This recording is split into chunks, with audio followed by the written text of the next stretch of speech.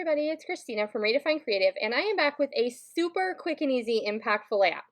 So I have two pictures that I want to get on this layout, and all you need to grab is a sheet of cardstock, a sheet of pattern paper, and then if you want some embellishments. But otherwise, we're going to keep this quick and easy. So I am working in a grid layout that is going to have sections that are 3 by 3. And so I'm trimming that one photo to be 3 by 3. But I'm going to leave my other photo bigger, and it's just going to take up 2 sections. So I'm playing with a bunch of Wild Whisper paper today, and this is from the Pam Bray Sensations collection. Whew, that was a mouthful.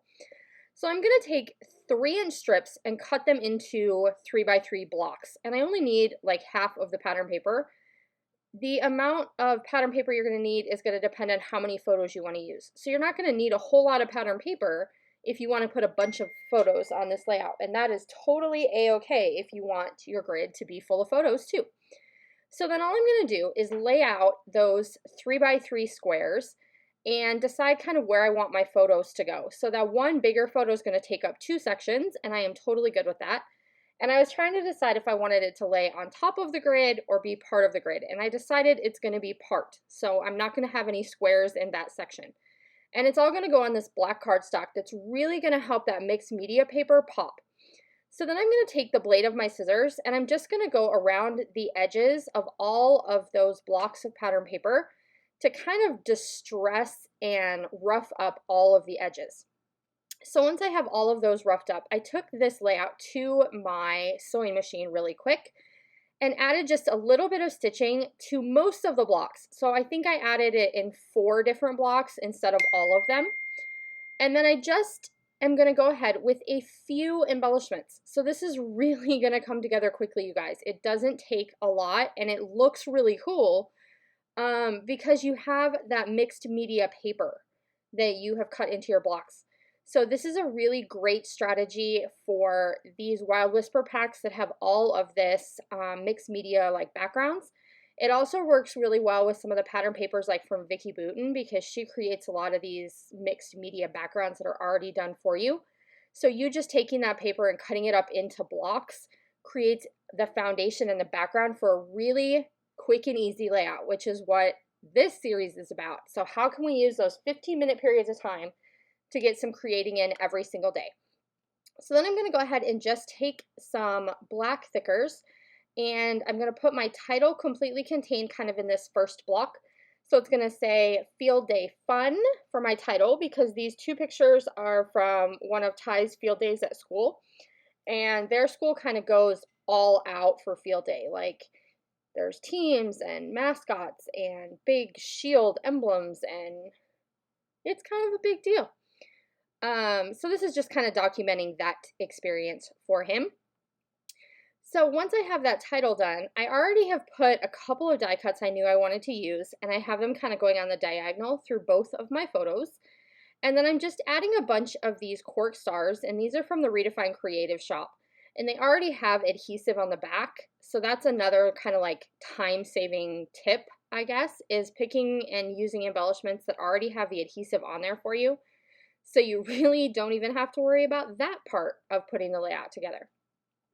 I do know that I need somewhere to do a little bit of journaling, and I feel like if I write right on top of these pattern paper blocks, that it's going to be like the journaling is going to get hidden. And so I come up with a solution, but I still kind of feel like the journaling gets a little bit hidden, but that's okay. So I know my journaling is going to go in that bottom corner. So I have my title is going to go in like the top left. So then I want my journaling, which is my other major set of words, in the bottom right.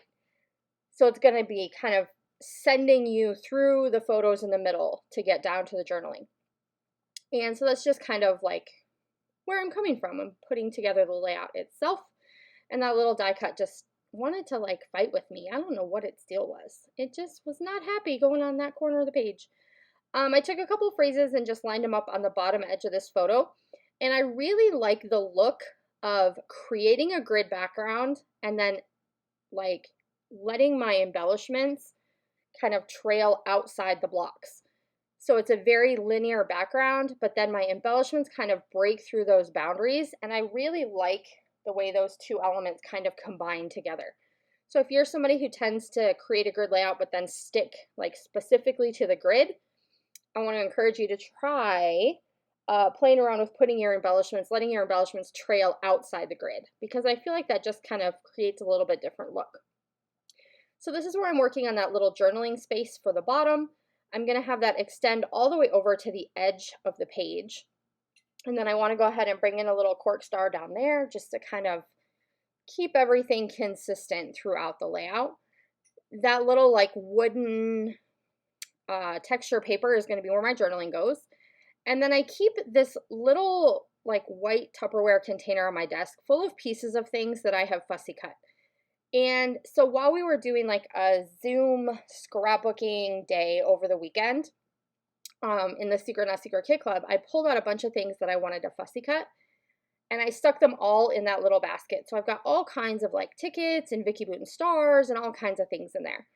And so I grabbed that and I'm putting just a few little pieces of those things into my layers. Having them already like pre-fussy cut on my desk ready to use is a huge time-saving tip that really kind of helps me to make sure that I'm intentional about using them. So if I already have them fussy cut, they're already on my desk, I am much more likely to grab for them and include them in my layers. And I end up really loving how they look every time I use them, but it's not necessarily something I will always grab for if I don't have them done ahead of time. So this is where I also had those little stars from Vicky Booten. I'm going to go ahead and add a bunch of those into my clusters as well. And it's just re-emphasizing that star theme that I kind of have going on. But it does make it quick and easy because they were already cut out, which just saves me extra time when I'm trying to scrapbook in a small chunk of time. So then I go ahead and put my journaling in that little spot, and I'm just talking about how their school has these really amazing field day. So then I'm going to go ahead and take some of this bright orange paint. This is Distress Paint. This is a new color from Tim Holtz. And I'm using my splatter brush to just add some orange splatters. And adding that really helps kind of pull the look of the mixed media throughout the rest of the entire layout. It calms down the contrast between the black cardstock just a little bit.